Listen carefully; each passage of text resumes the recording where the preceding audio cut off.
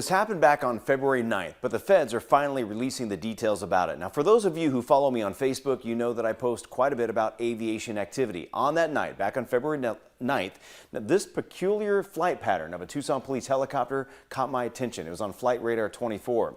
Well, it turns out this was a Tucson Police Department helicopter tracking a drone all across the city and then taking it up all the way to Marana.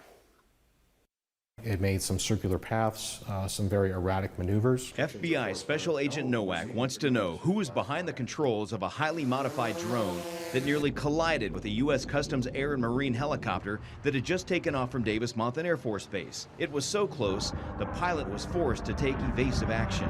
They did cross into some military airspace, which is a no-drone zone. They violated a host of FAA regulations and rules by flying at night, by flying at a high speed, by flying with outside the line of sight or outside of vision, and not having proper control.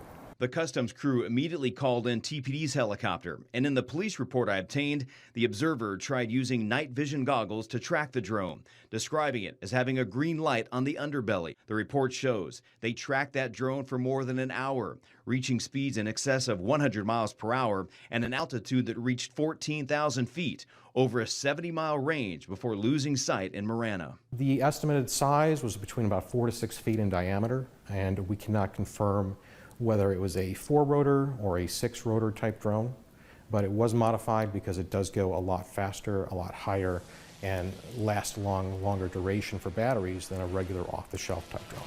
The possibility of a mid-air collision with a drone of this size and capability could be catastrophic, and that's why the FBI is asking the public for help. If somebody is bragging about their drone, bragging about footage that they may have of the drone encompassing and flying around the law enforcement helicopters, or going ahead and just talking about their high-speed drone and how proficient they are in it.